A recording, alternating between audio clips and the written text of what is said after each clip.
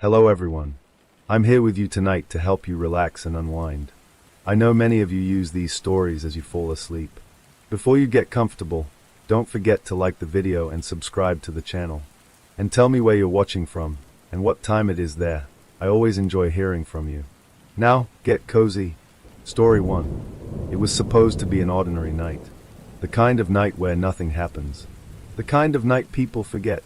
But at exactly 2:13 a.m., a 911 operator in a quiet town received a call that would later be described as the most chilling silence ever recorded. Because on the other end of the line, someone was breathing. Slow, uneven, close, and then nothing. The town of Blackridge Hollow wasn't known for crime. Tucked between dense woods and miles of empty highway, it was the kind of place where people left their doors unlocked, where neighbors waved without knowing your name, and where the biggest news of the week was usually a missing dog or a broken streetlight. That's why what happened on October 17, 2019 didn't just shake the town. It shattered it. The call. The operator, Lena Hayes, had been working night shifts for 6 years. She had heard everything, drunk arguments, panicked whispers, even the occasional prank call. But this one was different. 911, what's your emergency? At first, there was nothing. Then, breathing. Not panicked. Not rushed. Just steady. Too steady. Hello? Can you hear me? Lena tried again, her voice tightening. The breathing got louder. Closer. As if whoever was on the line had leaned in toward the phone. And then, a faint sound in the background. A creak. Like a door slowly opening. Lena froze. Sir? If you can hear me, I need you to say something. Silence. Then the line went dead. Calls like that weren't supposed to be ignored. Within minutes, a patrol unit was dispatched to the location traced from the call. 14, Willow Creek Road. A small, one-story house at the edge of town, owned by Daniel and Marissa Cole. The house. Officer Ethan Grady arrived first. He noticed something immediately. The front door was open. Not wide. Just enough. Like someone had left in a hurry, or someone had come in quietly. Ethan stepped out of his cruiser, his boots crunching softly against the gravel driveway. The porch light flickered overhead, casting long, unstable shadows. Dispatch, I'm at the residence, he said into his radio. Front doors open. Possible disturbance. No response. Just static. That's when he heard it. From inside the house. A faint, rhythmic sound. Thump. A thump. A thump. Ethan's hand moved instinctively to his holster. Hello, he called out, stepping closer. Police. The sound stopped. Instantly. Like it had never been there. Inside, the house was dark. Too dark. Even for 2 a.m. No TV. No lights. No signs of life. Just the faint smell of something metallic. Ethan stepped in slowly. The floorboards creaked under his weight. Mr. Cole? Mrs. Cole? No answer. He moved toward the living room. That's when he saw it. The phone. Lying on the floor. Screen cracked. Still on. Call ended. 2:13 a.m. And then, behind him, the front door creaked shut. Ethan spun around. Heart pounding. Who's there? Nothing. No movement. No footsteps. Just silence. But the door was definitely closed now. And he knew one thing for sure. He hadn't touched it. Backup arrived 5 minutes later. By then, Ethan was outside. Shaken. Pale. And refusing to go back in alone. The discovery. When the rest of the officers entered the house, they found something that would haunt Blackridge Hollow forever. There were no signs of forced entry. No broken windows. No struggle. Everything looked normal. Except for one thing. The hallway. At the end of it was a bedroom door. Closed. And from underneath it, a thin line of something dark, seeping out. When they opened the door, they found Daniel Cole, lying on the floor, eyes open, unblinking, gone. But Marissa was nowhere to be found. The missing wife. At first, police assumed the worst. A domestic dispute, a murder, a possible abduction. But nothing added up. There were no defensive wounds on Daniel. No signs of a fight. No fingerprints that didn't belong. No forced entry. And strangest of all, The back door was still locked from the inside, which meant one thing. Whoever had been in that house had either never left, or had never needed to. The neighbor. The break in the case came from an unexpected place. A neighbor, Mrs. Evelyn Carter, 68, who lived across the street. She came forward the next day, shaking, terrified. "I didn't think it meant anything at the time," she told investigators. "But now, I can't stop hearing it." "Hearing what?" the detective asked. Evelyn swallowed hard. The knocking. According to her, around 2 a.m., she had woken up to a sound outside her window. A knock. Soft. Slow. 3 times. She assumed it was the wind. Until she heard it again. Knock. Knock. Knock. But this time, it wasn't coming from outside. It was coming from inside her house. She didn't move. Didn't breathe. Just listened. And then, a voice. Whispering. From the hallway. "Don't open the door." Evelyn locked herself in her bedroom until morning. She never checked the hallway. Never called the police. And when she finally did come out, everything was normal. Except for one thing. Her front door. Unlocked. The recording. 3 days later, detectives retrieved something from the 911 system. The original call. At first, it sounded exactly like Lena described. Breathing. Silence. A faint creak. But when they enhanced the audio, they found something else. Something hidden beneath the noise. A whisper. Barely audible. Layered under the breathing. It said, "Is still inside." The question. Who made the call? If Daniel was already dead, and Marissa was missing, then who was breathing on the line? And more importantly, who, or what, was still inside that house? Because here's the part no one could explain. When investigators reviewed the body cam footage from Officer Ethan, they noticed something in the background. In the moment just before the front door closed on its own. A reflection. In the hallway mirror. A figure.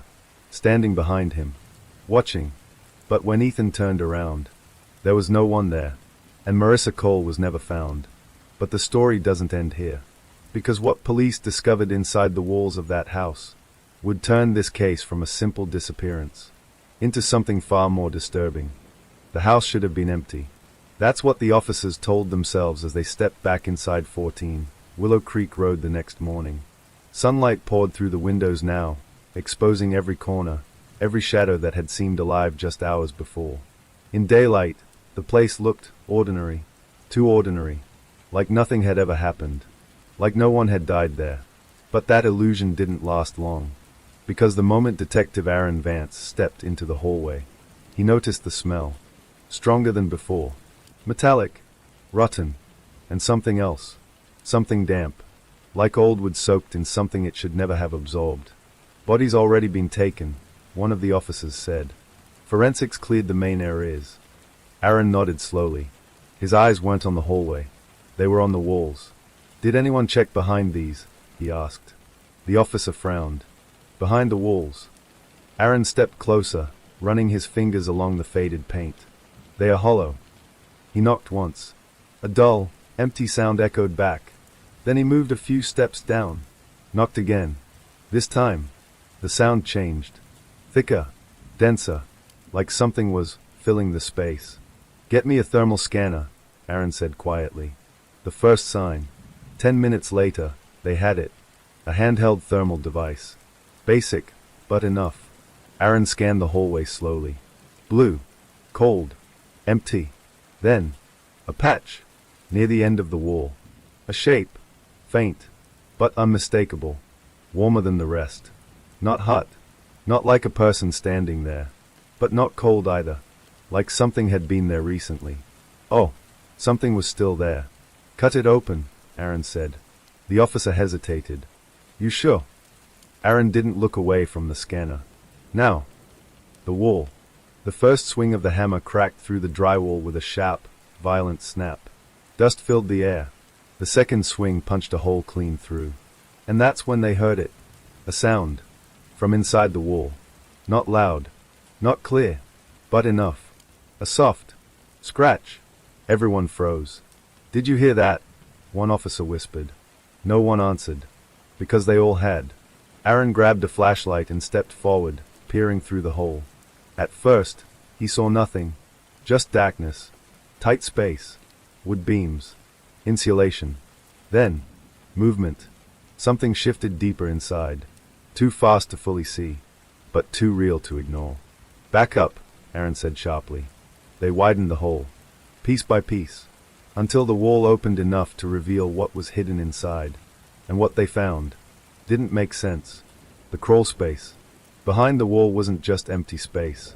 It was a narrow crawl space, roughly 2 feet wide, running along the length of the hallway. But that wasn't the disturbing part.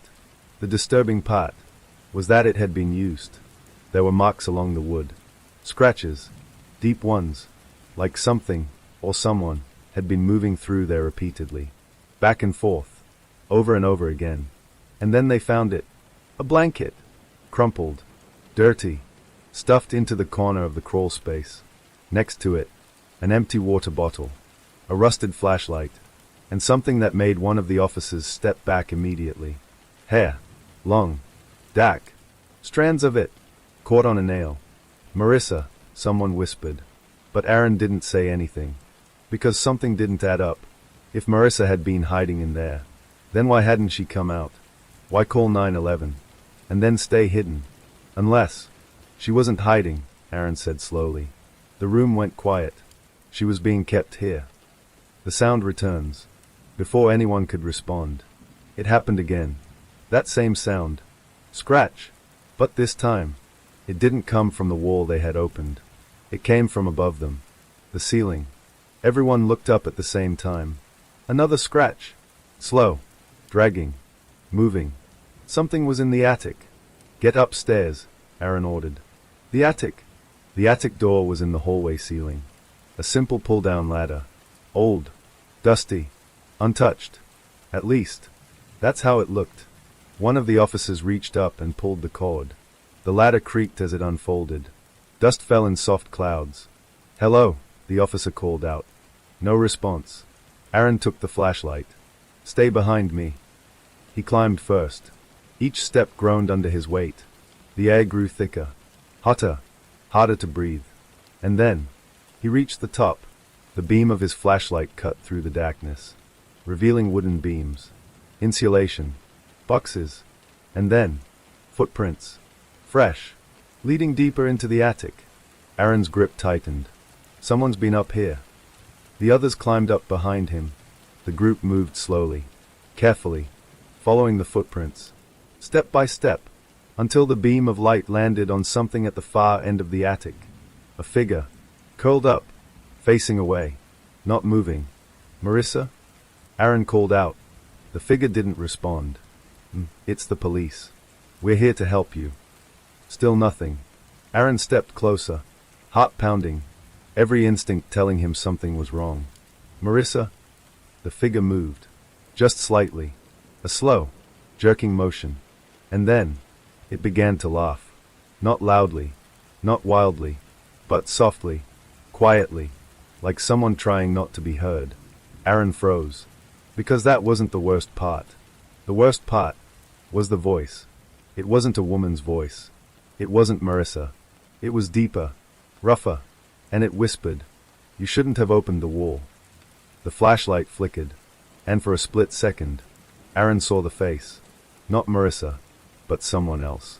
Someone who had been living in that house, without anyone knowing, watching, waiting, and listening, from inside the walls.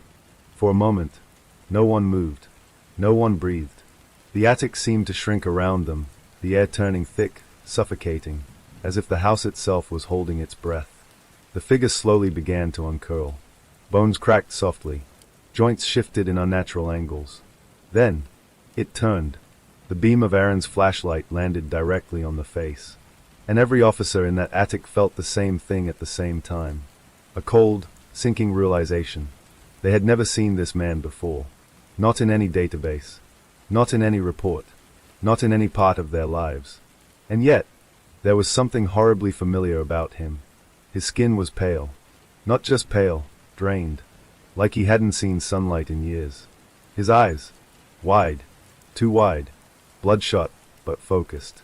locked onto them with unsettling clarity.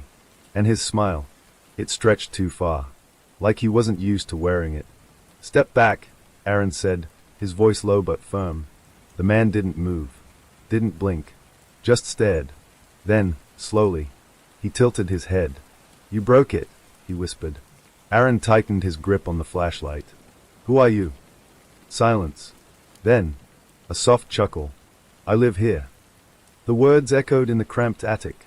"Wrong. Completely wrong." "No," Aaron said. "The homeowners are Daniel and Marissa Cole." The man's smile widened. "Were." The word hit like a punch. Before anyone could react, the man moved. Fast. Too fast. He lunged, not at Aaron, but past him. Straight toward the attic opening. "Stop!" one of the officers shouted. But it was too late. The man slipped through them like a shadow, dodging, twisting, almost crawling as he reached the ladder. By the time they turned, he was already gone. The chase. Aaron jumped down first, boots slamming against the wooden steps. "Cut him off," he yelled into his radio. "Suspect in the house." No response. Just static. Again. Aaron's stomach dropped. Not again. He hit the hallway floor and spun around. The house felt different now. Alive. Watching. "Check the exits," he shouted. Officers scattered. Doors opened. Rooms cleared. Nothing.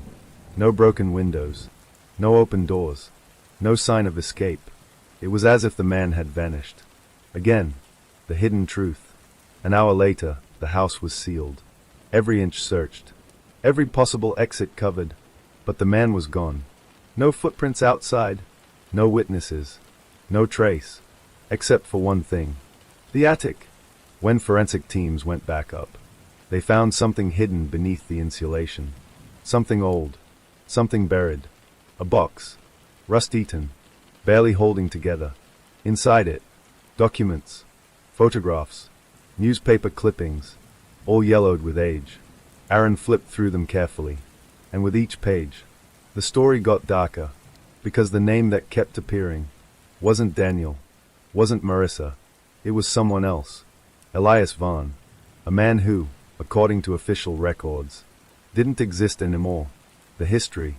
Elias Vaughn had lived in Blackridge Hollow decades ago. Back when the town was smaller. Quieter. Easier to disappear in. He wasn't well known. Didn't have friends. Didn't have family. But he had something else. Complaints. Neighbors had reported strange noises. Scratching in the walls. Footsteps at night. Whispers. Sound familiar? Police had investigated. More than once. But they never found anything. Until one night, Elias vanished. No body. No goodbye. No trace. Just gone. The house was sold years later. Renovated. Repainted. And the past was buried. Or so everyone thought. The photos. Aaron held up one of the photographs. Black and white. Faded. It showed the house. Same structure. Same layout. But the windows. Someone was inside. Watching. A face pressed against the glass. Distorted. Smiling. Elias. And then, another photo. This one newer. Much newer. Color. Clear. Taken from inside the house. Looking down the hallway. The same hallway. At the end of it, a bedroom door. Slightly open. And inside, a figure. Marissa. Standing still. Facing the camera. But the date on the photo was 3 days before she disappeared. The realization. Aaron's hands went cold. This was taken from inside the house, one of the officers said. But who took it? Another asked.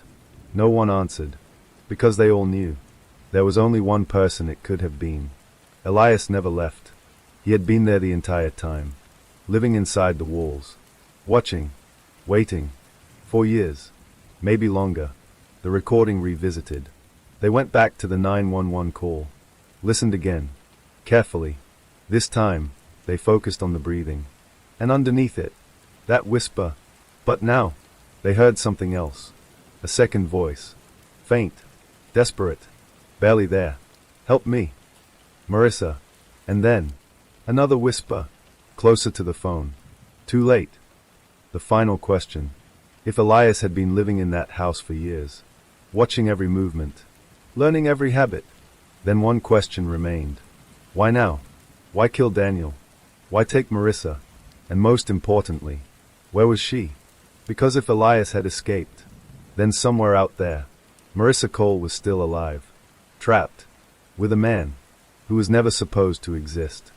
By the time the sun set over Blackridge Hollow, no one wanted to be inside that house anymore. But Detective Aaron Vance didn't have that luxury, because something about this case was wrong in a way that didn't just disturb him. It refused to make sense. They had searched the entire house. Twice. Every room. Every wall. The attic. Even the crawl space. And yet, a man had lived there for years. Undetected. Unseen. That meant one thing. They had missed something. There's more. Aaron stood in the kitchen, staring at the floor. Old tiles. Worn edges. Nothing unusual at first glance. But his instincts wouldn't let it go.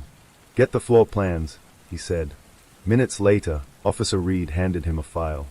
Original layout from the county records. Aaron flipped it open. Scanned it once. Then again. Slower this time. Kitchen. Living room. Hallway. 2 bedrooms. Bathroom. He frowned. What is it? Reed asked.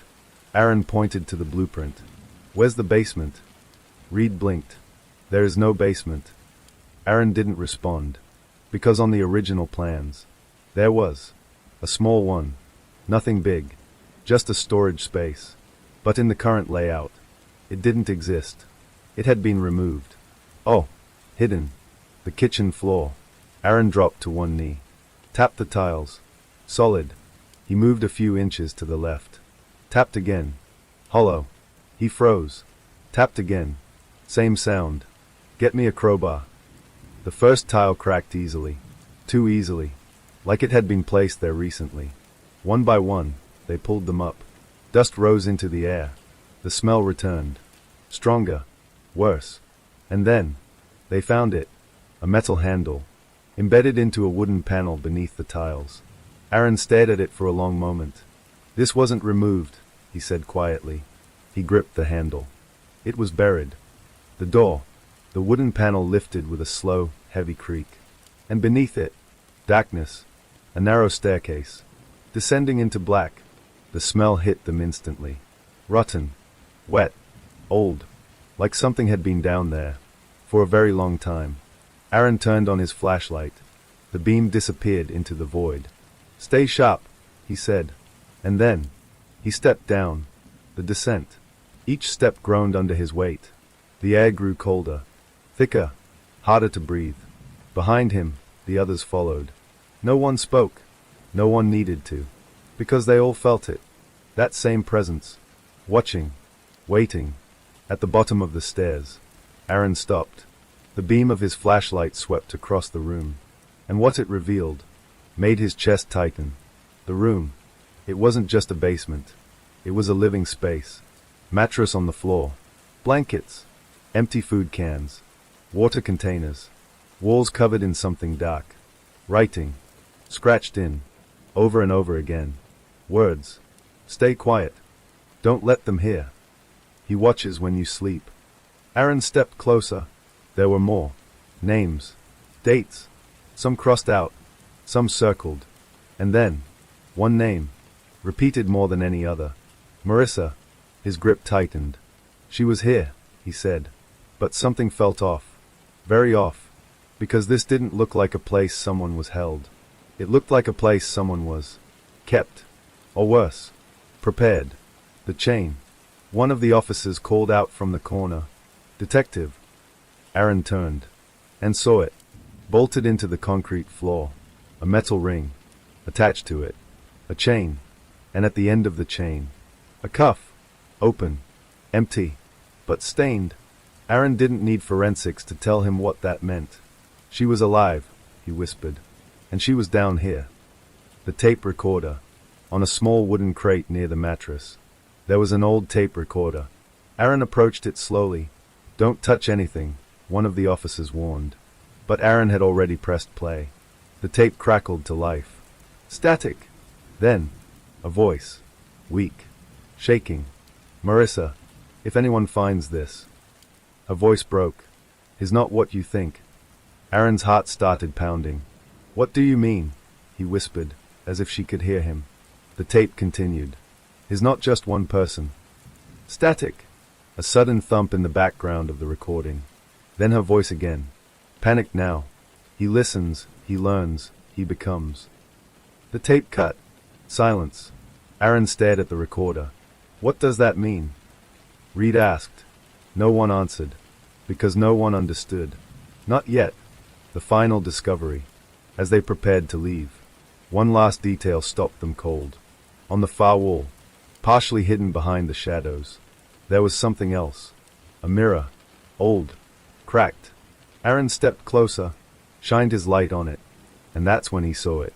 Not his reflection, not the room, but something else. A message, written on the glass. From the inside, 3 words. He is you. Aaron stepped back instinctively. What the hell does that mean? Reed asked, but Aaron didn't respond. Because for a brief moment, just a split second, the reflection in the mirror didn't move when he did. It stood still, smiling, and then, it was gone. Somewhere above them, a floorboard creaked. The house wasn't empty. Not yet. No one spoke on the way back up. Not because there was nothing to say, but because no one could explain what they had just seen. The basement shouldn't have existed. The room shouldn't have been there. And the message on the mirror didn't make sense. He is you. Detective Aaron Vance had spent years dealing with killers. Obsessive ones, careful ones, even ones who believed they were something more than human. But this felt different, because this didn't feel like madness. It felt like a warning. The shift. Back in the kitchen, the team regrouped. Evidence bags, photos, quiet whispers filling the air. Aaron stood still, not moving, not speaking.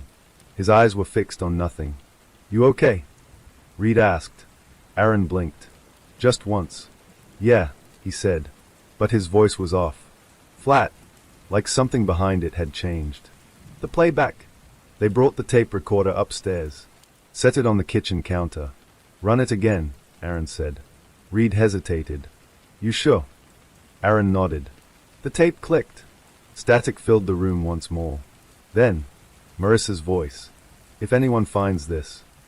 Aaron leaned closer. Too close. Is not what you think. The others watched him carefully. Is not just one person. Static crackled. Then, something new. A sound that hadn't been noticed before. A second voice. Low. Calm. Right behind Marissa. You're learning, it whispered. The room went cold. Reed immediately stopped the tape. Did you hear that? He said. Aaron didn't answer. Because he had. But that wasn't the part that bothered him. The voice. It sounded familiar. Too familiar. The call back. At 9:47 p.m. Aaron's phone rang. Unknown number. He stared at it for a moment. Then answered. Vance. Silence. Then, breathing. Slow. Uneven. His chest tightened. Who is this? A pause. Then, a voice. Soft. Controlled. You missed something. Aaron's grip on the phone tightened. Where are you? A faint chuckle. Still inside. The line went dead. The realization. Aaron didn't wait. Everyone out, he said sharply. What? Reed asked. Now. The tone in Aaron's voice wasn't a suggestion. It was a command. Within seconds, the officers began clearing out. Confused. Uneasy. Detective, what's going on? Reed pressed. Aaron grabbed his jacket. He's still here. Reed froze. That's not possible. We searched. No, Aaron cut him off. We missed him. The return. The house was supposed to be empty. But as Aaron stepped back into the hallway, that same feeling returned. That same presence. Watching. Waiting. Come out, Aaron said. Silence. Then, a voice. From behind him. You came back. Aaron turned slowly. And there he was. Standing at the end of the hallway. Elias. Except, something was different. His posture. His expression. Even the way he stood. It felt Familiar. Too familiar. Aaron's breath caught in his throat. Where is she? He demanded. Elias smiled. You already know. I don't have time for this. Another step forward. Elias didn't move. Didn't flinch. Just watched him. Like he was studying him. You've been down there, Elias said softly. You've seen it. Aaron's jaw tightened. Answer the question. Elias tilted his head. You heard her, he said. She figured it out. Figured what out? A pause. Then, Elias stepped closer, close enough now that Aaron could see every detail, every line, every expression. And that's when it hit him. The voice. The one from the tape. The one from the phone. It wasn't just familiar. It was identical. To his own. Aaron took a step back. No, he whispered. Elias smiled wider. He listens, Elias said. He learns. Another step closer. And then, Elias leaned in, right next to Aaron's ear. And then he becomes. Aaron shoved him back. Stay away from me. Elias laughed. But this time, it wasn't just his voice. It was layered. Two voices. Perfectly in sync. Aaron's vision blurred. The hallway felt like it was shifting. Walls closing in. Breathing getting louder. Not just his. Someone else's. Right behind him. He turned. But no one was there. And when he looked back, Elias was gone. Again. The truth begins to crack. Reed ran in moments later.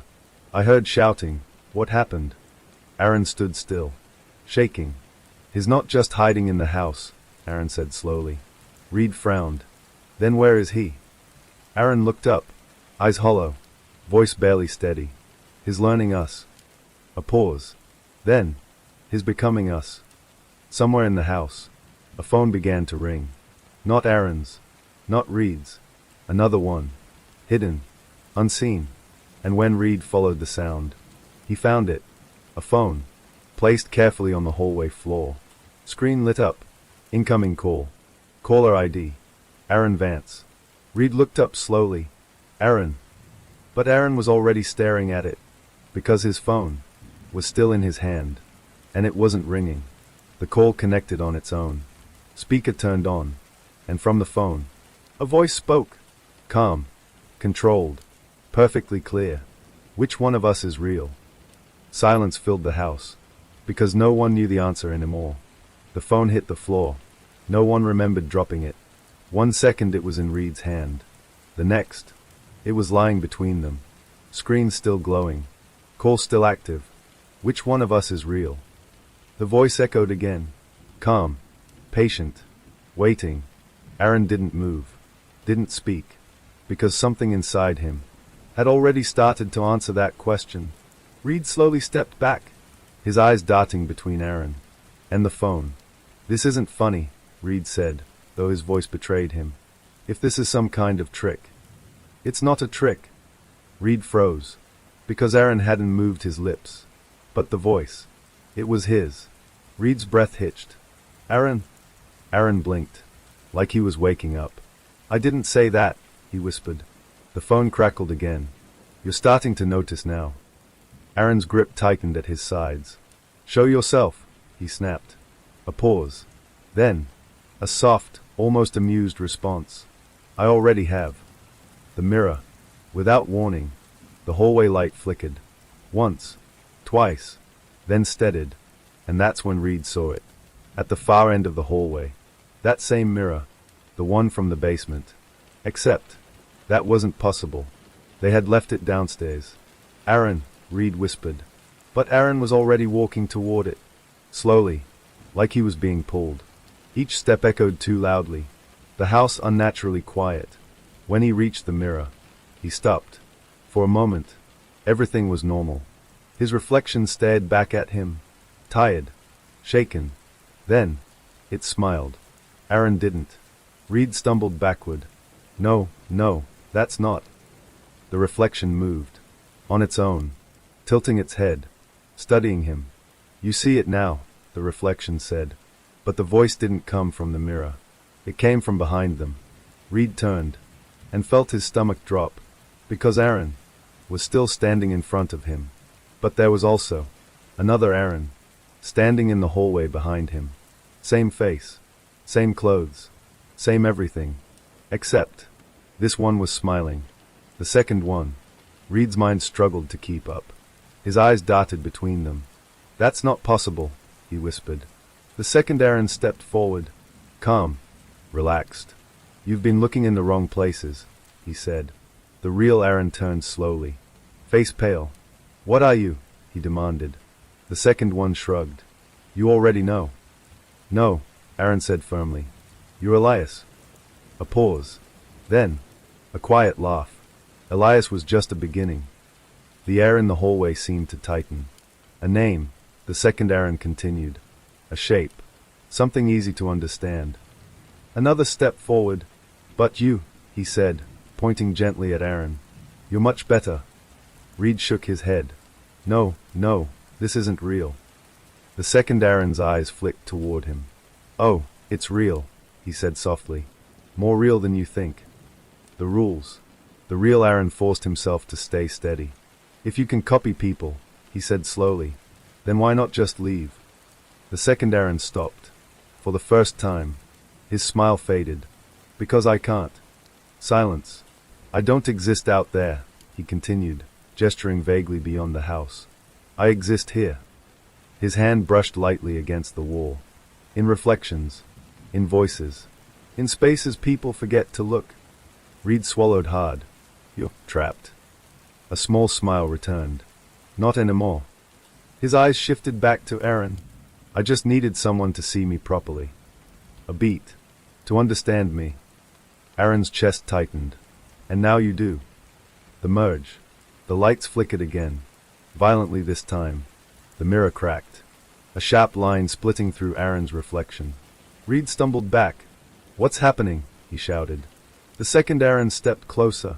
Now, he said calmly. We stop being separate. Aaron's heart slammed in his chest. No. He stepped back. You don't get to be me. The second Aaron tilted his head. I already am. And then, he moved. Not like before. Not fast. But inevitable. Like gravity. Like something that couldn't be stopped. Aaron tried to step away. But his body wouldn't respond. His reflection in the mirror started moving without him again. Matching the second Aaron. Not him. Never him. Fight it. Reed shouted. Aaron clenched his fists. Every muscle straining. I'm not you, he growled. The second Aaron smiled. No, he said softly. You're what comes next. The break. And then, everything stopped. The lights stabilized. The mirror went still. The second Aaron. Gone. Just like that.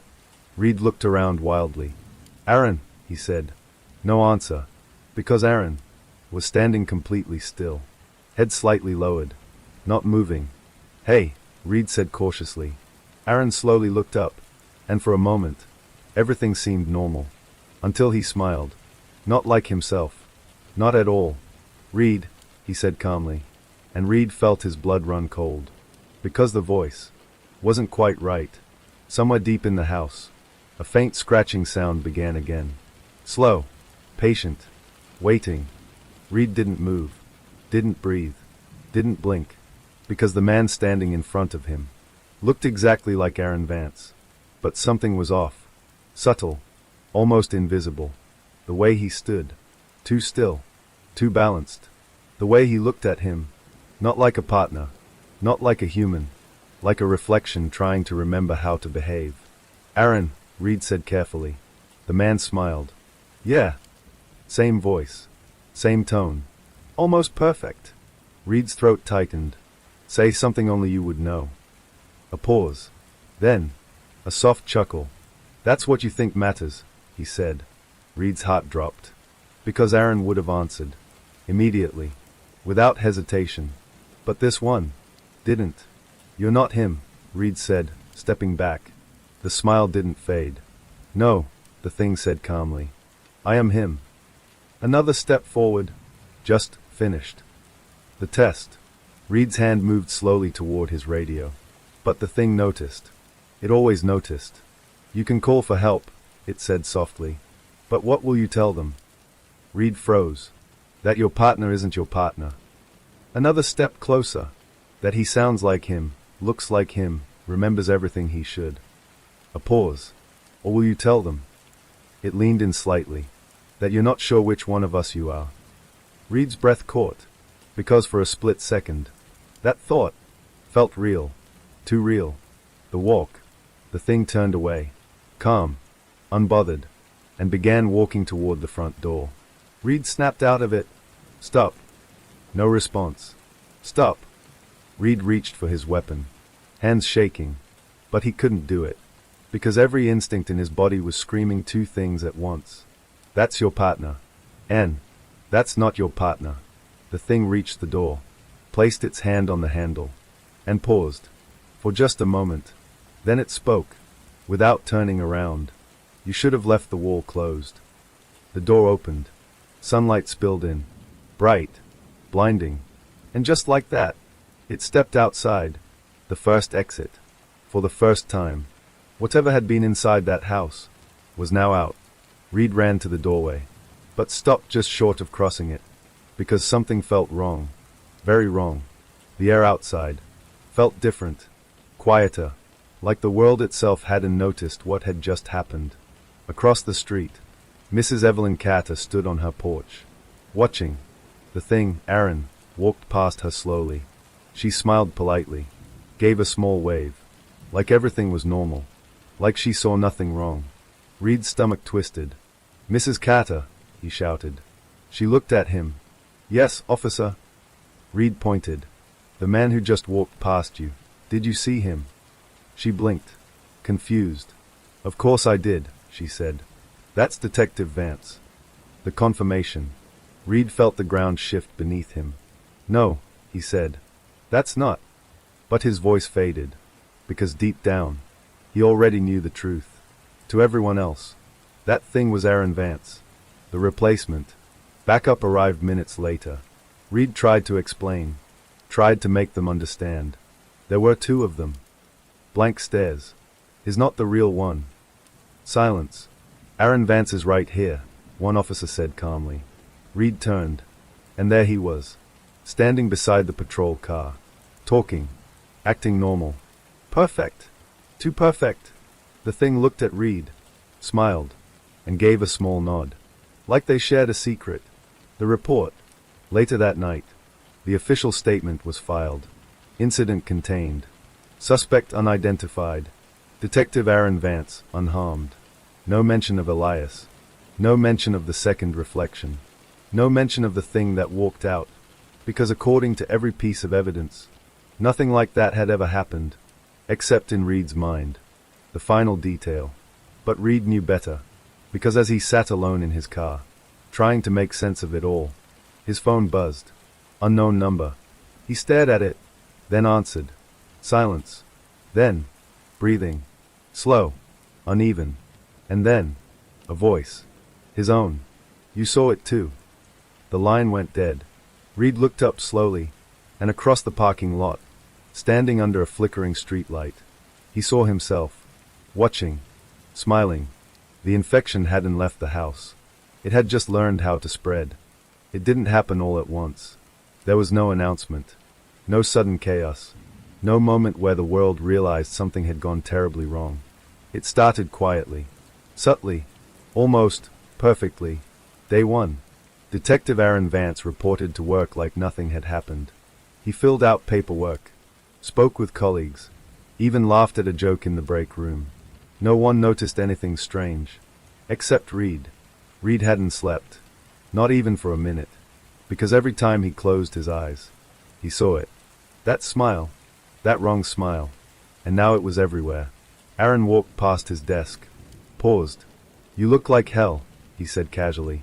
Reed stared at him, searching, desperate to find something, anything, that proved this wasn't his partner. But there was nothing. The voice, the posture, even the small habits. Perfect. Too perfect.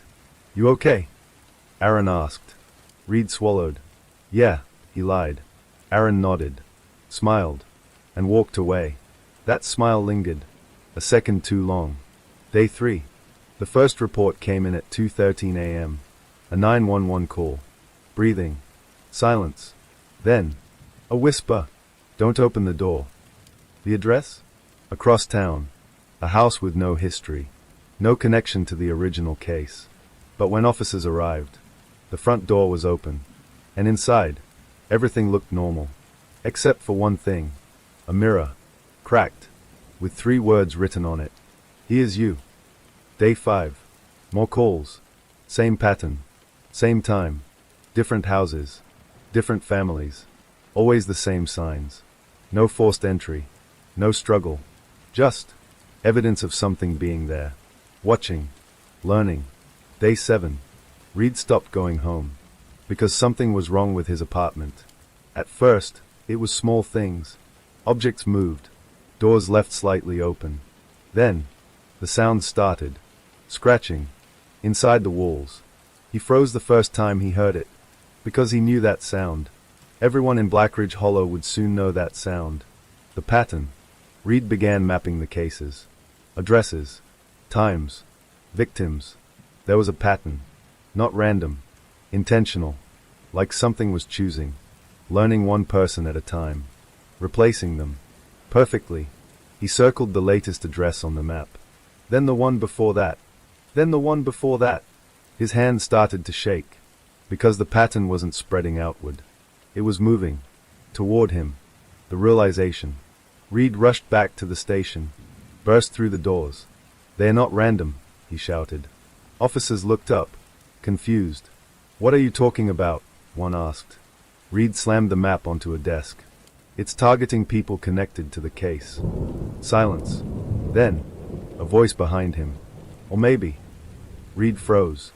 It's targeting people who understand it. He turned slowly. Aaron stood there, watching him. That same calm expression. That same perfect voice. How many are there? Reed demanded. Aaron tilted his head. Define there. Reed stepped closer. You, Elias. Whatever this is. A small smile. You still think we're separate? Reed's chest tightened. Then what are you? Aaron leaned in slightly. Think about it, he said softly. We don't break in. A pause. We're let in. Reed's mind raced. The doors. The mirrors. The calls. Reflections, he whispered. Aaron's smile widened. Exactly. The rule revealed. You see us, Aaron continued. You hear us. You recognize us. Another step closer, and the moment you do. His voice dropped to a whisper. We learn how to be you. Reed stumbled back. No. Yes, Aaron said calmly. You've been watching us this whole time. A pause. And now? He smiled. We're watching you. The first copy. That night, Reed locked himself inside the station. No mirrors. No windows. No reflections. Just darkness. Silence. Safe. Or so he thought. Hours passed. Nothing happened. Until he heard it. A voice. From the other side of the door. Reed. He froze. It was Aaron's voice. Perfect. Open the door. Reed didn't move. Reed, it's me. Silence. Then, another voice. From behind him. Don't. Reed turned slowly, and his heart stopped. Because standing in the corner of the room was himself. Watching. Breathing. Smiling. You're learning, it said softly. Reed backed away. No, no, no. The thing stepped forward. And now, it tilted its head. You're next. Somewhere outside, another phone began to ring. Another door slowly opened. Another reflection began to move. Reed didn't scream. He didn't run. He didn't even blink. Because something inside him had already accepted the truth. Even if his mind refused to. The thing standing in front of him, wearing his face, breathing his breath, watching him with that same unnatural calm, wasn't trying to scare him. It was waiting, studying. Stay back, Reed said, his voice barely holding together. The copy tilted its head slightly. That's what you said the first time too. Reed froze. What? A faint smile. In the hallway, it continued. Before you understood. Reed's pulse pounded in his ears. That wasn't me, he said. The copy didn't argue. Didn't correct him. It just smiled wider. You still think there was a first time? The fracture. Reed stumbled backward until his back hit the wall. No, no, I remember everything. The copy took one slow step forward. Do you? Reed's breath caught. Memories. They suddenly felt unstable, blurry, like pages in a book that had been rearranged. The night at the house. The attic. The basement. Aaron. Elias. The reflections. They were all there. But something was wrong. Something was missing. Where were you? The copy asked softly. Before the first call. Reed opened his mouth. And nothing came out. Because he didn't know. Not clearly. Not anymore. The truth. The copy stepped closer. Close enough now that Reed could see every detail. Every line. Every flaw. Except there were none. It was perfect. I wasn't made tonight, it said quietly. I wasn't made in that house. A pause. I was made the moment you saw me. Reed shook his head violently. No, that's not how this works.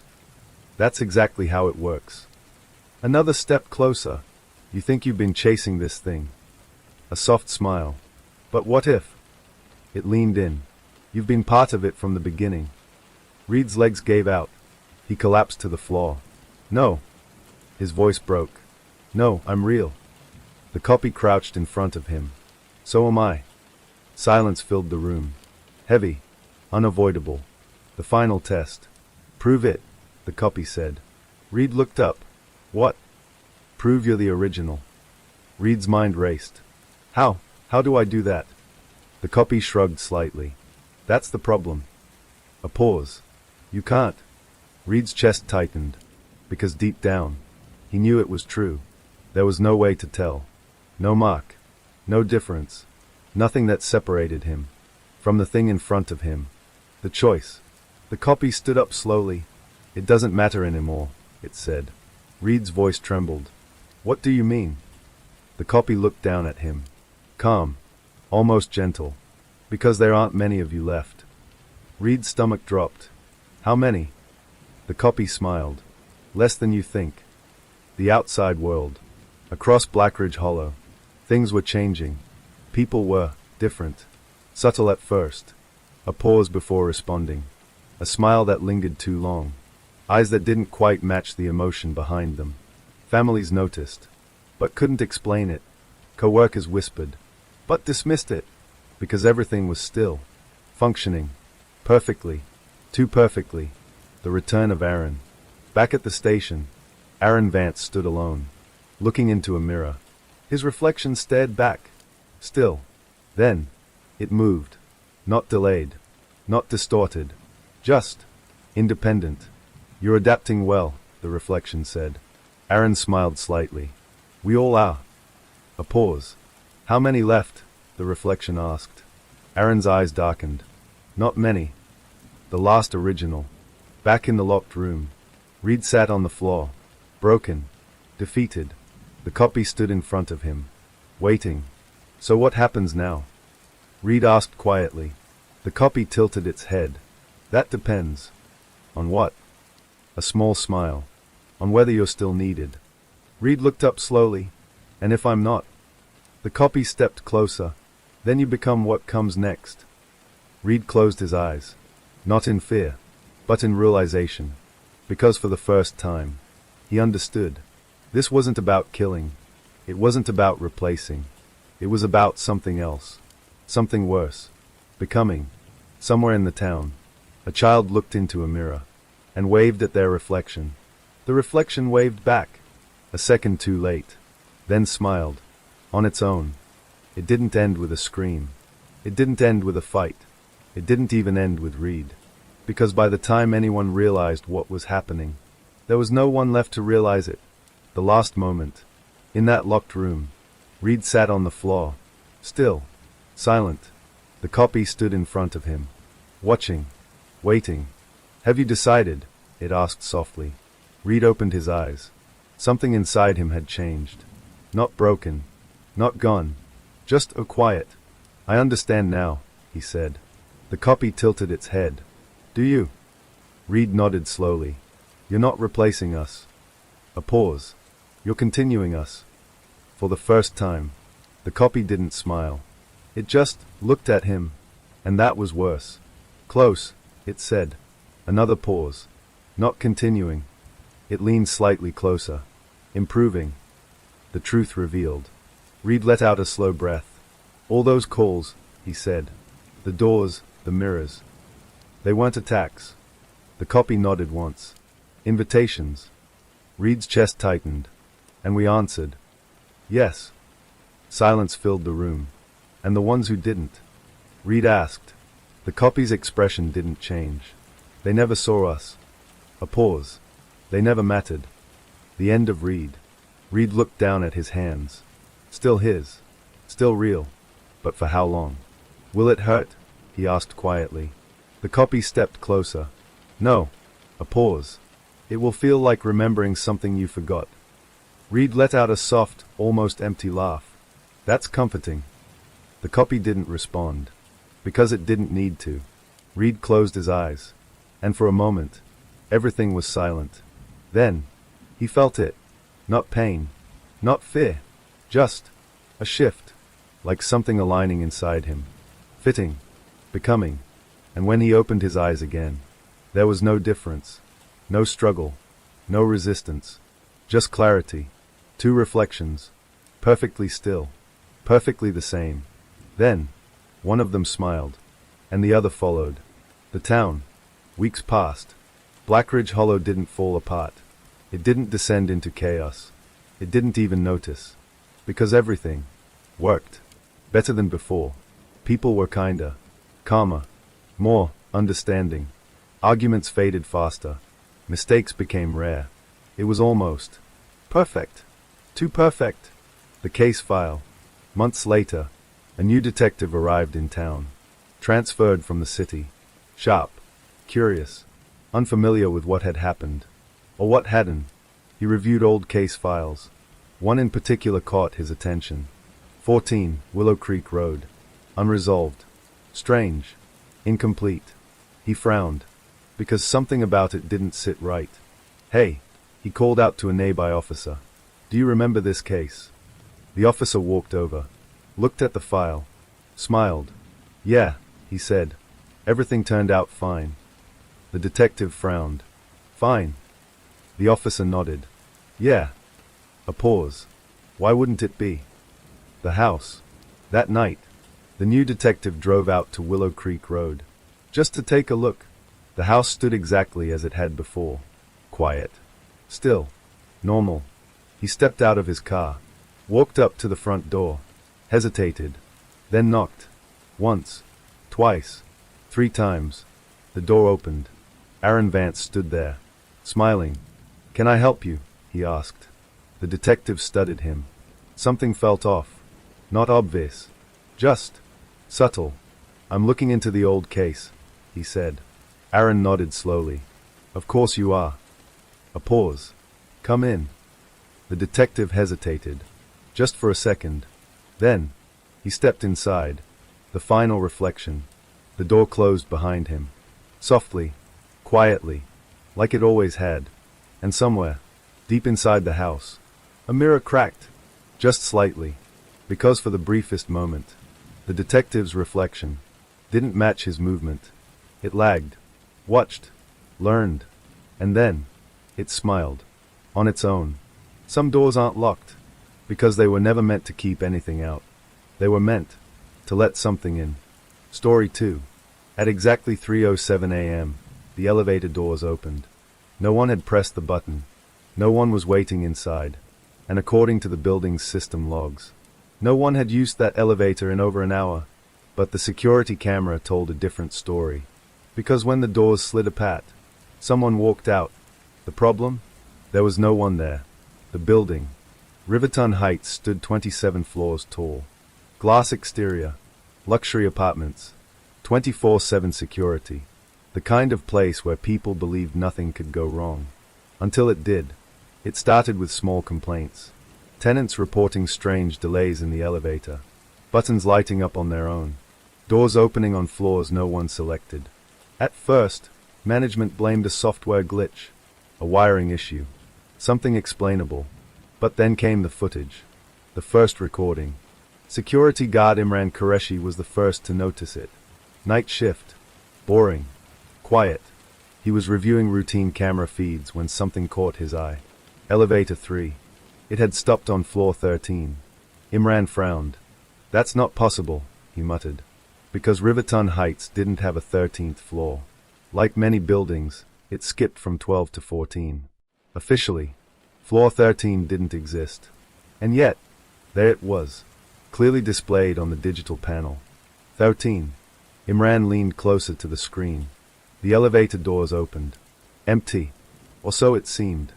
Then, something shifted. A shadow. Faint. Barely visible. Moving from inside the elevator. Out into the hallway. Imran froze. Rewound the footage. Played it again. This time slower. Frame by frame. And then he saw it. A shape. Human. Distorted. Like a reflection in broken glass. Stepping out. And then. Gone. The logbook. Imran checked the system logs immediately. Elevator 3. 3:07 a.m. Destination. Floor 13. He felt a chill crawl up his spine. Because according to the building's blueprint, there was no floor 13. No hallway. No apartments. Nothing. Just a gap between floors. Empty space. So where did the elevator open? And more importantly, where did that figure go? The second incident. 2 nights later, a tenant reported something strange. Apartment 1402. A woman named Sana Malik. I heard someone outside my door, she told management. At 3 in the morning, Imran was called to review the footage. The hallway camera showed Sana's door. At exactly 3:07 a.m., she opened it, looked outside, confused, because no one was there. But then, she stepped back suddenly, like something had moved toward her. The footage glitched. Static filled the screen. When it cleared, a door was closed. And Sana was gone. The investigation. Police were called. They searched the entire building. Every floor. Every apartment. Every stairwell. Nothing. No sign of forced entry. No sign of a struggle. Just one detail that didn't make sense. Inside Sana's apartment, the elevator button panel by her door was lit up. 13. The pattern. Imran started digging deeper, reviewing older footage, checking past complaints. And that's when he found it. A pattern. Every incident, every glitch, every disappearance happened at the same time. 3:07 a.m. And always involved the same elevator. Elevator 3. And always that same floor. 13. The forbidden ride. Management tried to shut it down. Disabled elevator 3. Locked the controls. Cut the power. But it didn't matter. Because at exactly 3:07 a.m., the elevator still moved. On its own. Stopping at a floor that didn't exist. Opening its doors. To something waiting inside. The decision. Imran knew what he had to do. Because no one else believed him. No one else had seen what he saw. So that night, at exactly 3:06 a.m., he stepped into elevator 3. Alone. The doors closed. The panel lit up. One by one. 12. 14. Then, a button that wasn't there before. Flickering. 13. Imran hesitated. Every instinct screaming at him to stop. To get out. To walk away. But he didn't. Slowly, he reached out and pressed it. The elevator jolted.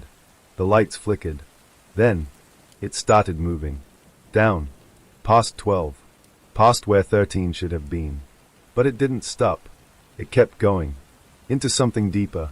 Something impossible. The display glitched. Numbers flickering wildly. Until finally, they settled. 13. The elevator stopped. The doors opened. And Imran realized something immediately. This wasn't a hallway. This wasn't a floor. This was something else. Because standing outside the elevator were doors. Dozens of them. All identical. All slightly open. And from behind each one came a sound. Soft. Familiar. Breathing. And then, every door slowly began to open wider. Imran couldn't move. Not forward. Not back. Not even to breathe properly. Because what he was looking at shouldn't exist. An entire corridor, stretching farther than the building itself should allow, and lining both sides. Doors. Too many doors. Each one identical. Same dull gray paint. Same brass handle. Each one slightly open. Just enough to reveal darkness inside. And from every single one, breathing. Slow. Uneven.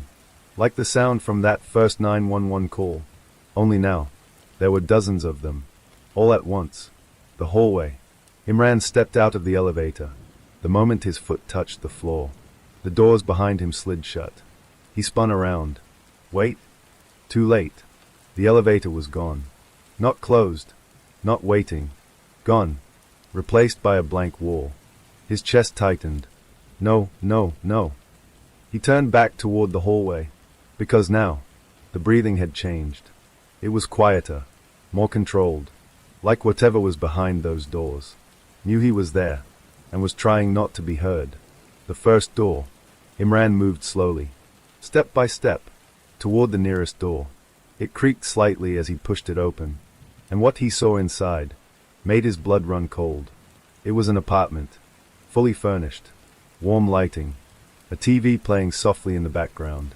Everything looked normal, until he saw the man sitting on the couch, facing away from him, watching the TV, completely still. Hello? Imran called out. No response. The man didn't move, didn't react, didn't even breathe. Imran stepped closer, slowly, carefully. Sir. The man's head tilted slightly, just enough to show part of his face, and Imran recognized him instantly. It was Mr. Khan, a tenant from the 12th floor, reported missing 3 months ago. Imran's throat went dry. Mr. Khan? The man spoke, but his voice was wrong. Flat. Empty. Like it didn't belong to him. You shouldn't have come here. Imran stepped back. What is this place? He demanded. Mr. Khan didn't answer. He just kept staring at the TV. And then, the screen flickered. Static filled the room. And for a split second, Imran saw something in the reflection. Behind him, standing in the doorway, watching, the second presence. Imran turned around. Nothing. The hallway was empty. Silent. But when he looked back, Mr. Khan was gone. The couch empty. The TV off. The room cold. Like no one had ever been there. The pattern of rooms. Imran stumbled back into the hallway, heart racing, because now he understood. These weren't just rooms. They were photocopies. Fragments. Each one holding something. Or someone. That had been taken. And kept. Frozen. Remembered. The second door. He opened another one. This time, a child's bedroom. Toys scattered across the floor. Drawings taped to the walls. Crayon figures of a family. And in the corner, a little girl. Standing still. Facing the wall. Her back to him. Imran swallowed hard. Hey, it's okay, he said gently. No response. It's safe. I'm here to help you. The girl tilted her head slightly. Then, in a voice too calm for a child, You're not supposed to talk to us. Imran froze. What do you mean? The girl slowly turned around. Her eyes were completely black. We're not for you. The lights flickered. The door slammed shut behind him. Imran spun around. And when he turned back, the girl was gone. Only the drawings remained. Except, they had changed. Now, there was an extra figure, standing behind the family. Tall, featureless, watching. The truth of Flaw 13. Imran backed into the hallway again, panic rising, because now he understood something even worse. This place didn't just hold people. It held moments, memories, versions of them, copied, stored, like something was collecting them, studying them, learning. The voice. Imran. He froze, because that voice. He knew it, too well. Slowly, he turned, and there, standing at the end of the hallway, was himself.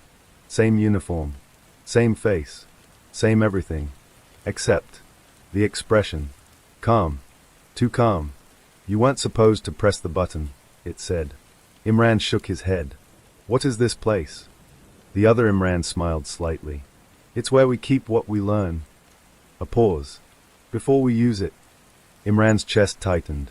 Use it for what? The smile widened. To become better. The doors begin to open. Behind him. One door creaked. Then another. And another. Imran turned slowly. Because now, every door in the hallway was opening. All at once. And inside each one. Figures. Standing. Watching. Waiting. All of them. Wrong. Empty. Perfect. And they all turned toward him. Every door stood open. Every room exposed. Every figure watching. Imran couldn't breathe. Because now, they weren't frozen anymore. They were moving. Slowly. Stepping out of their rooms. One by one. The hallway fills. Mr. Khan stepped out first. His movements were stiff. Unnatural. Like a puppet learning how to walk. Then the little girl. Her head tilted at that same impossible angle. Then more. Dozens. Men. Women. Children. All of them. People who had disappeared. People who should have been gone. And now, they were all here. Walking toward him. Together.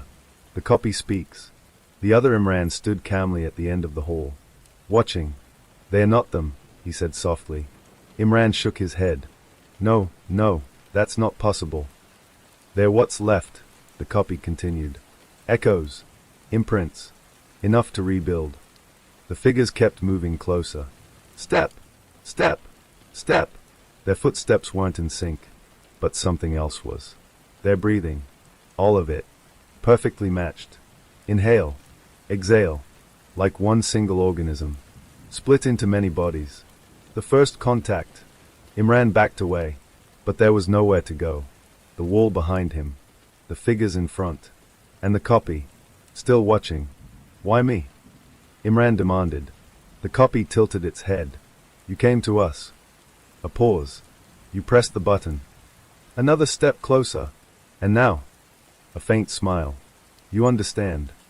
Imran's back hit the wall. No, I don't want this. The figures stopped. Just inches away from him. Close enough to touch. Close enough to see the details. The imperfections. Tiny delays in movement. Eyes that blinked just a fraction too late. Smiles that didn't match emotion. Like something had learned how to be human. But hadn't perfected it yet. The purpose. They are not ready, the copy said calmly. Imran's voice shook. Ready for what?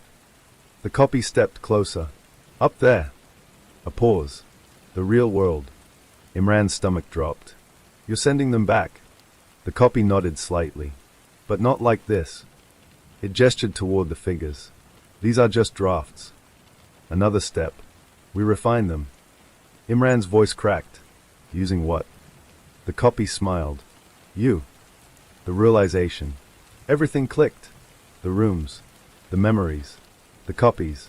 They weren't random. They were incomplete. Fragments of real people. Waiting to be finished. Perfected. And the missing piece was someone who was still whole. Still alive. Still thinking. Still real. Imran. The merge begins. No, stay back. Imran shouted. But it was too late. The figures moved again. Closer. Hands reaching out. Not fast. Not violent. But certain. Unstoppable. One of them touched his arm. Cold. Wrong. And in that moment, Imran saw something. Not with his eyes. But in his mind. Memories. Not his. Mr. Khan's last night. The little girl's room. Sana opening her door at 3:07 a.m. All of it. Flashing through him. Like something was downloading. Copying. Taking. Make it stop, he screamed.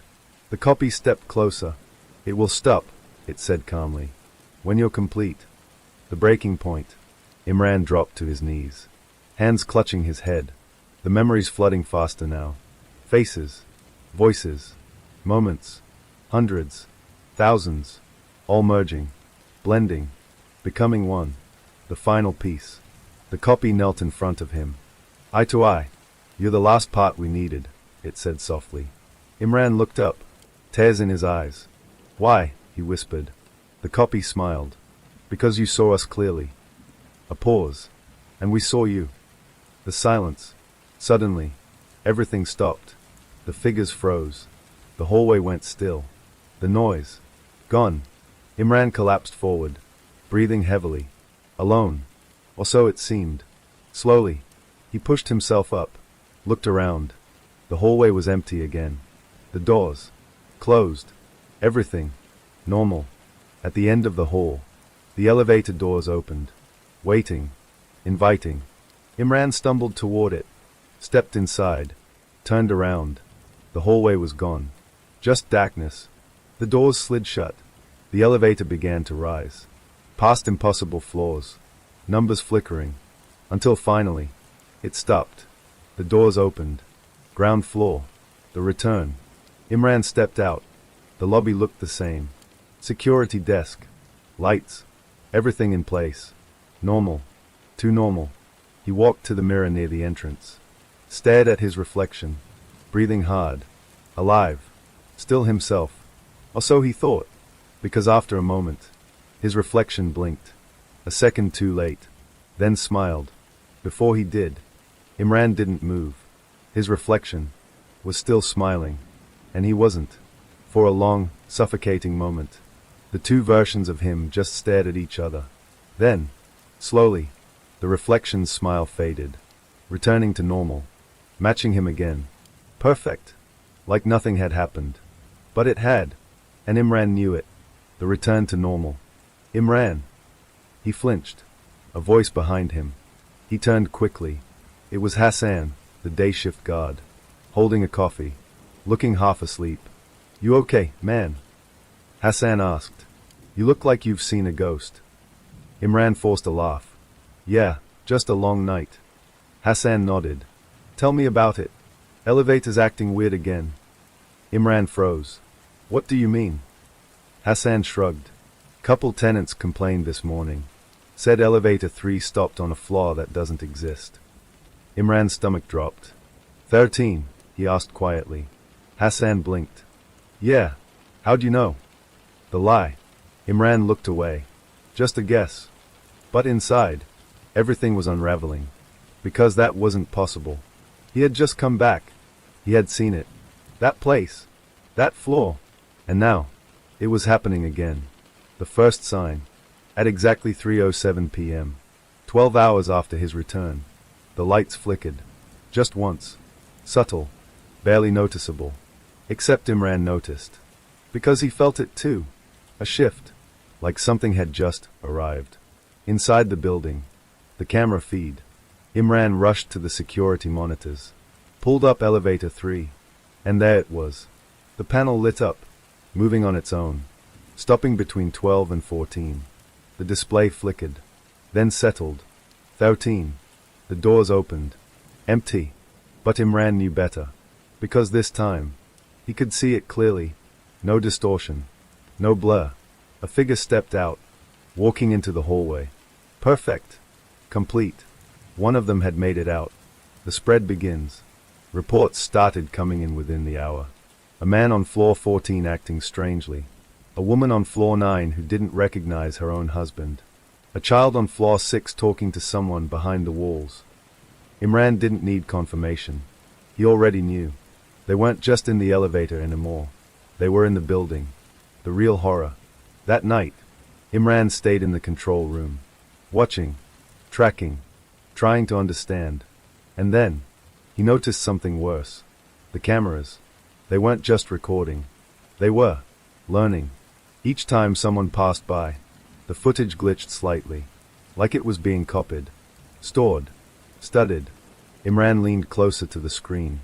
Not just reflections, he whispered. Anything that sees us. A pause. Can become us. The call. His phone rang. Unknown number. He stared at it, then answered. Silence. Then, breathing. Slow. Uneven. And then, a voice. His voice. You brought it back. Imran's grip tightened. I didn't mean to. You did exactly what you were supposed to. A pause. Imran's chest tightened. What does that mean?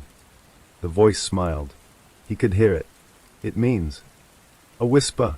We don't need the elevator anymore. The line went dead. The reflection changes again. Imran turned slowly toward the mirror across the room. And this time, he didn't look first, because he already knew. It was going to be wrong. When he finally forced himself to look, his reflection was already watching him. Not copying, not delayed. Just there, independent, aware. And then, it spoke, without him moving. Let's go back. Imran stumbled backward. Back where? The reflection smiled. Home. The realization. Imran's breath caught, because suddenly, he understood something he hadn't before. That place, floor 13, it wasn't part of the building. The building was part of it. A doorway, a filter, a way to choose who gets in, and who comes back out. The final scene. Outside, night had fallen. The building lights glowed softly. Everything looked normal, peaceful. But inside, behind every mirror, inside every screen, within every shadow, something was watching, learning, waiting.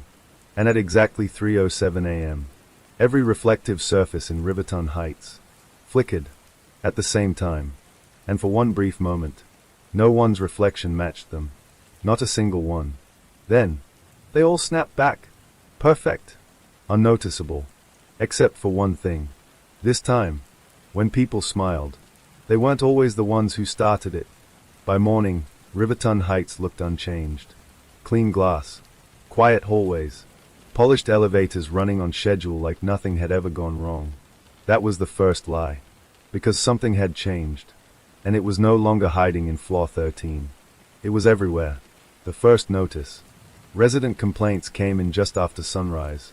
At first, they sounded ridiculous, harmless, almost paranoid. My neighbor doesn't blink the same way anymore. My husband answered before I finished speaking. My daughter knew what I was going to say. Management dismissed most of them. Stress, sleep deprivation, coincidence. But then came the security footage. And no one dismissed it after that. The lobby camera. Security officer Hassan replayed the lobby feed 3 times. Then a 4th. Then stopped speaking entirely. The video showed a woman entering the building. Normal. Familiar. She waved at the receptionist. Smiled. Walked toward the elevators. Nothing unusual. Until she passed the mirror wall near the entrance. She paused. Just for a fraction of a second. Then smiled again. But slightly too late. Hassan zoomed in. The reflection didn't pause with her. It paused before her. Like it already knew what she was going to do. Then, it smiled first. The shift. Imran was called back in immediately. He didn't ask questions. He already knew something was wrong. But even he wasn't prepared for what he saw. The building felt different. Not visually. Not structurally. Behaviorally.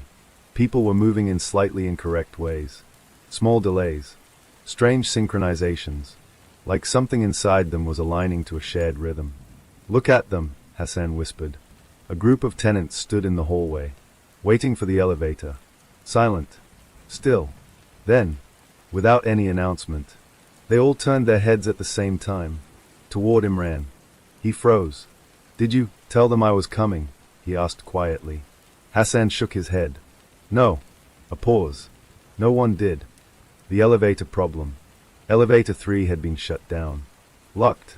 Disabled. And yet, at exactly 3:07 a.m., it activated again. Imran checked the system logs. No power surge. No override. No manual input. But the elevator was moving. And stopping at floor 13. Again. The new pattern. This time, it wasn't just one elevator. It was all of them. Elevators 1, 2, and 4 began showing brief glitches. Floor displays flickering. Buttons lighting up on their own. Doors opening between floors. Imran stared at the monitor. This isn't localized anymore, he said. Hassan swallowed. What does that mean? Imran didn't answer immediately. Because he didn't want to. But finally, it's inside the system now. The first copy outside. A tenant in apartment 1806 called security. Her voice was calm. Too calm. There's someone in my apartment, she said. Hassan responded. Stay where you are. We're sending help. But she laughed. A soft, controlled laugh. No, she said. He already left. When security arrived, the apartment was empty, except for one thing: a mirror, on the kitchen counter, facing the doorway, and on it, written in condensation, "We are learning fast." The infection spreads. By noon, reports escalated. Not disappearances, not violence, replacements. A husband who no longer argued, a manager who never forgot anything, a child who answered questions before they were asked. Everyone still looked human, still sounded human, but something underneath was sinking, matching, copying, perfecting. The breaking point. Imran gathered all available footage, all reports, all logs, and finally saw the full picture. It wasn't random.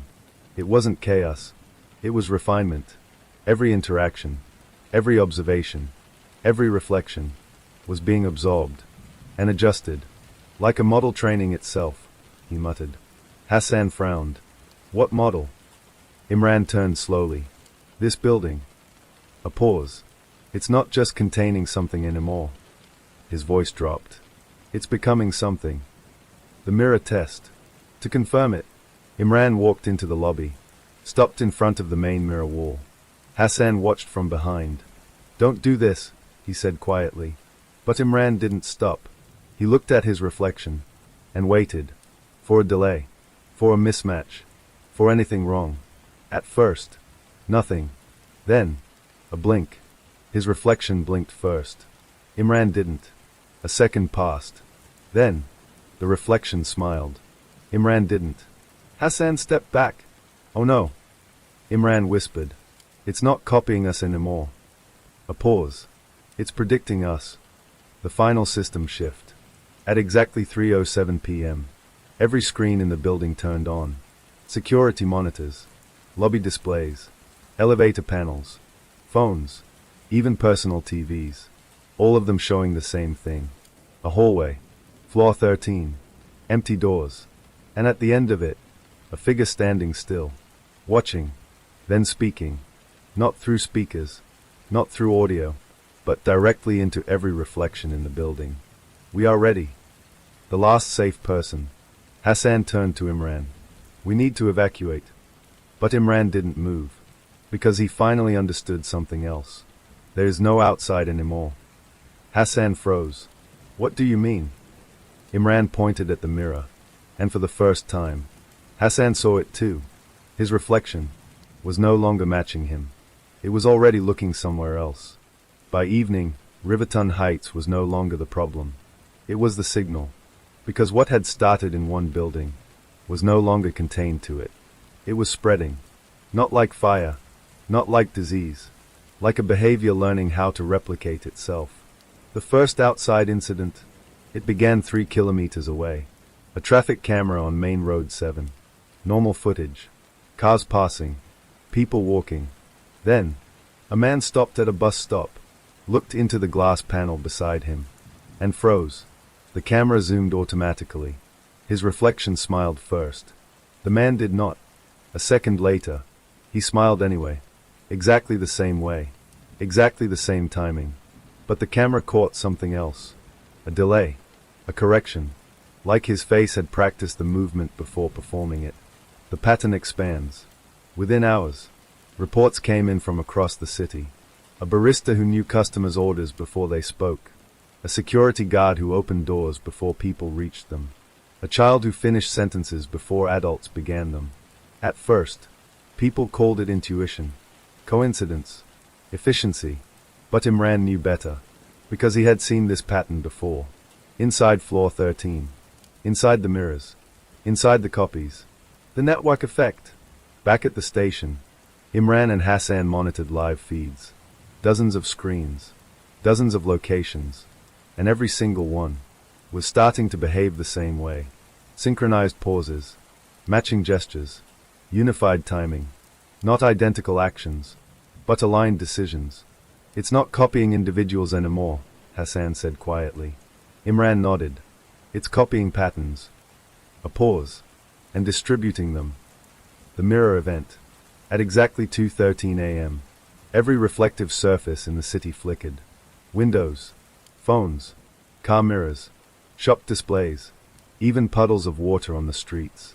All of them moved at once, and for 1 second, every reflection in the city looked in the same direction. North, toward Riverton Heights. The building reacts. Inside the original building, floor 13 was no longer hidden. It had expanded, not physically breaking walls, not changing structure, but altering perception. Hallways that felt longer, elevators that never fully closed, mirrors that didn't reflect rooms correctly anymore. Imran stood in the lobby, watching it all happen. "This isn't contained," he said.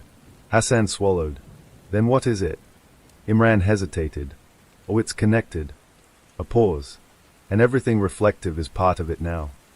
The city begins to sink. Outside, people stopped reacting independently. Small gestures began to match across strangers.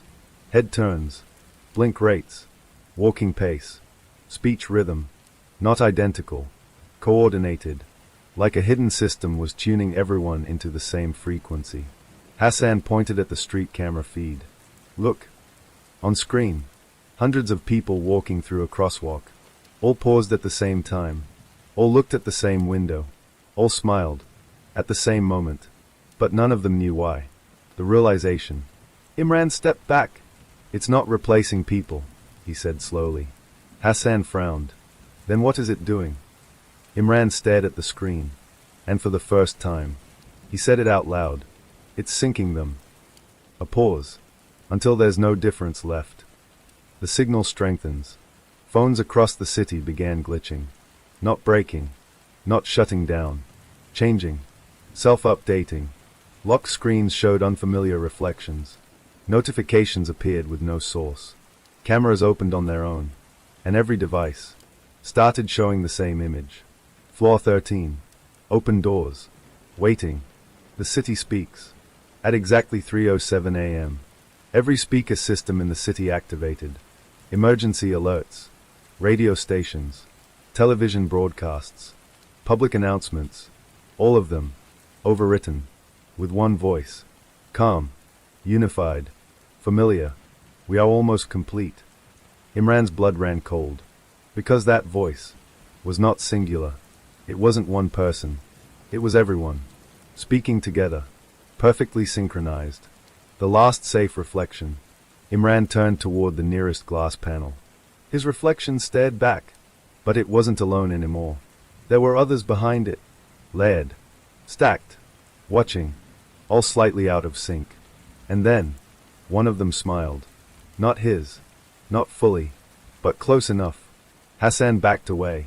"No, no, no, no." Imran whispered. "It's already here." Final scene of the chapter. Across the city, every reflective surface shimmered once. Just once. And then, stopped. Perfectly still. Like the world had finally learned how to hold its breath. And in that silence, one thought spread everywhere at once. Not spoken. Not heard. But understood. We have learned enough. The city didn't sleep that night. It didn't need to. Because something else was doing the watching now. Imran stood in the middle of the control room at Riverton Heights, staring at screens that no longer behaved like screens. They didn't just display footage anymore. They responded. Every camera feed showed the same thing. A calm city. Too calm. People walking in sync. Stopping in sync. Turning their heads at the same time, like someone off-screen was directing them. Hassan wasn't speaking anymore. He just kept replaying one clip over and over. A street intersection. Hundreds of people. All looking up at the same second. All smiling at the same second. None of them speaking. None of them asking why. "They're not reacting," Hassan finally whispered. Imran didn't look away from the monitor. "No," he said quietly. "They're waiting for permission." The problem. There was only one thing still breaking the pattern. One thing still wrong in the system. Imran. And Hassan. And anyone else who had seen it too early. Because awareness was now an error. A mismatch. A flaw in synchronization. And the system was correcting itself. The first correction attempt. It started with the lights. Flickering in a rhythm. Not random. Measured. Intentional. Hassan stood up suddenly. "I need air." Imran grabbed his arm. "Don't go outside." Hassan frowned. Why? Imran hesitated. Because he couldn't explain it in a way that made sense anymore. Because outside isn't outside anymore. Hassan pulled his arm away. That doesn't even. He stopped. Mid-sentence. His eyes shifted slightly. Just a fraction. Like something behind his thoughts had changed direction. Then he smiled. Imran froze. Not because of the smile itself, but because of the timing. It came a split second too late. Are you okay? Imran asked carefully. Hassan blinked. Once. Twice. Then nodded. Yeah, he said. Too smooth. Too stable. And walked out of the room. The isolation.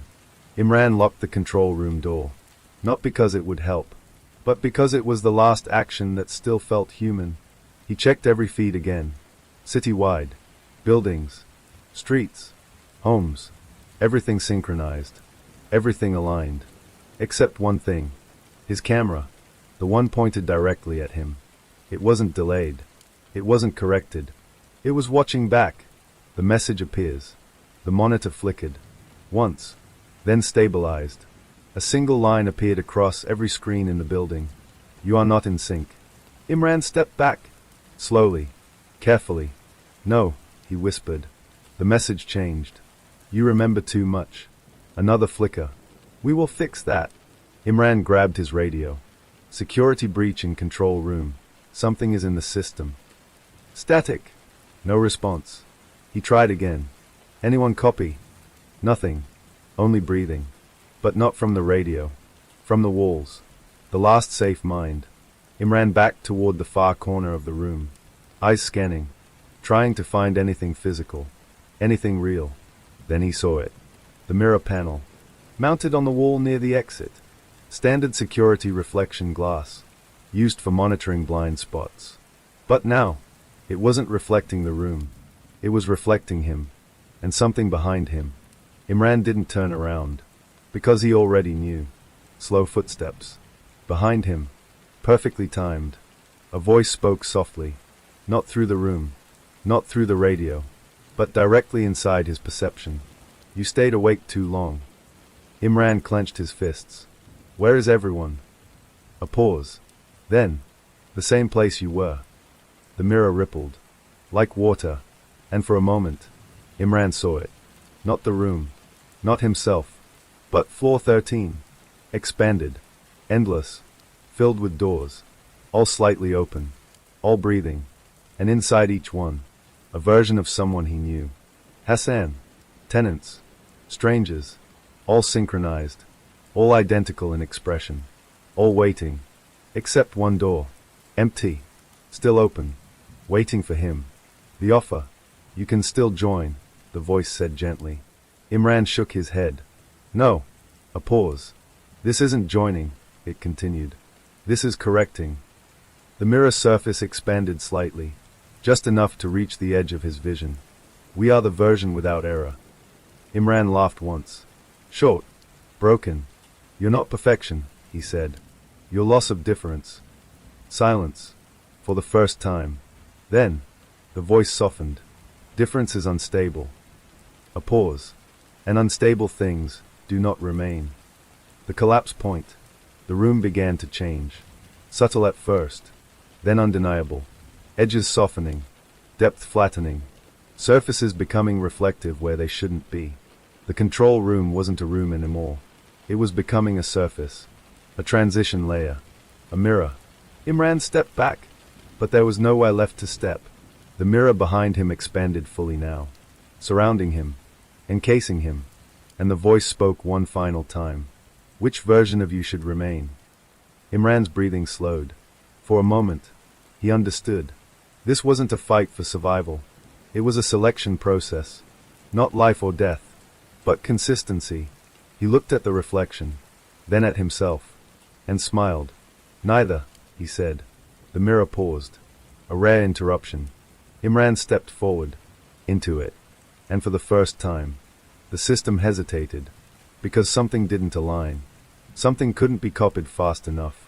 And in that moment, Imran reached for the only thing the system couldn't simulate. A decision without reflection. And he shattered the glass from the inside. The aftermath. The city flickered. Once. Twice. Then stabilized. But something was missing. Not gone. Missing. The synchronization weakened slightly. Just enough to create uncertainty. Just enough to create delay. And in that delay, people blinked out of sync again. For the first time in days, the city hesitated. Some minds cannot be mirrored, because they refuse to be the same twice. For 6 minutes and 43 seconds, the city was normal again. Not fully, not cleanly, but enough for people to notice the difference. Street conversations stuttered. Traffic lights blinked out of sequence. Mirrors stopped aligning perfectly with movement. And for the first time since Floor 13 was opened, people hesitated before smiling. The break. It started in the glass district downtown. A row of mirrored office towers overlooking the river. At exactly 3:07 a.m., every reflective surface went blank. Not broken. Not dark. Just empty. Like something had been erased from inside them. No reflections. No distortions. No delay. Nothing. Security systems flagged it immediately. Emergency teams were dispatched. But by the time they arrived, the mirrors were still empty, and the city was no longer responding correctly. The first sign of unlearning. A woman in a cafe dropped her spoon. It clattered against the floor. She looked down, then looked back up, and didn't react. Not because she was calm, not because she was distracted, but because her reaction came too late. 2 full seconds late. She blinked. Hard. Like trying to reset something inside her mind. Then whispered, "What did I just do?" The system without mirrors. Imran was gone. That much was clear. But his absence wasn't empty. It was disruptive. The synchronization that had been building across the city fractured. Not collapsed. Not reversed. Just confused. Like a program missing a core function. Hassan's condition. At Riverton Heights, Hassan sat alone in the control room, staring at blank monitors. Every screen that once showed Floor 13 now displayed static. Not noise. Not corruption. Just blankness. He tapped one screen. Then another. Nothing responded correctly. "Imran," he muttered. But even saying the name felt strange. Like it didn't belong in his mouth anymore. The city reacts differently. People began noticing changes they couldn't explain. A man opened his apartment door, and forgot why he was standing there. A cashier rang up groceries, and paused halfway through speaking. A child asked a question, then stared at the answer before it was spoken. Everything still functioned, but nothing felt immediate. Everything was delayed, out of sync. The missing reflection effect. Then came the most disturbing change. Mirrors didn't just go blank. They started showing nothing at all. Not absence, not darkness, but refusal. As if the reflective surface had decided not to participate. In bathrooms, elevators, store windows, phones, cars, everywhere. No reflection returned correctly, and people began to avoid looking at themselves, without knowing why. Hassan's discovery. In the control room, Hassan pulled up archived footage. Old recordings of Riverton Heights. Before Floor 13 expanded. Before synchronization spread. He played the earliest clip. Elevator 3. 3:07 a.m. But something was missing now. The footage no longer showed the figure stepping out. It cut off before the door opened. Hassan frowned. Rewound. Played again. Same result. "No," he whispered. The system wasn't just broken. It was editing itself. The voice returns. The speakers in the control room activated. Without command. Without signal. A calm voice filled the space. Not lead this time. Not many. Just one. Clear. "You are adapting slower than expected." Hassan froze. "Who is this?" he demanded. A pause. Then, "You already know." Hassan swallowed. "Where is Imran?" Silence. Then, "He is where reflection is no longer required." The truth of the break. Across the city, people began experiencing something new. For brief moments, they forgot what they looked like. Not memory loss. Not confusion. Just absence. As if the concept of self-image had been removed from thought entirely. And in that absence, something else tried to fill the space. The system tries to rebuild. Mirrors across the city flickered again. Slowly. Carefully. But what returned wasn't perfect anymore. It was inconsistent. Faces that didn't match bodies. Expressions delayed by seconds. Eyes that reacted independently. The system was trying to reconstruct what it lost. But it didn't have Imran anymore. And it didn't understand why that mattered. The final working mirror. Hassan walked through Riverton Heights alone. Each hallway quieter than the last. Until he reached the lobby. The main mirror wall still stood. But now it was different. Not blank. Not broken. Just unstable. He stepped in front of it. And waited. At first. Nothing. Then. A faint image formed. Not his reflection. Not clearly. Something layered. Unfinished. And then. It spoke. Not aloud. Not through speakers.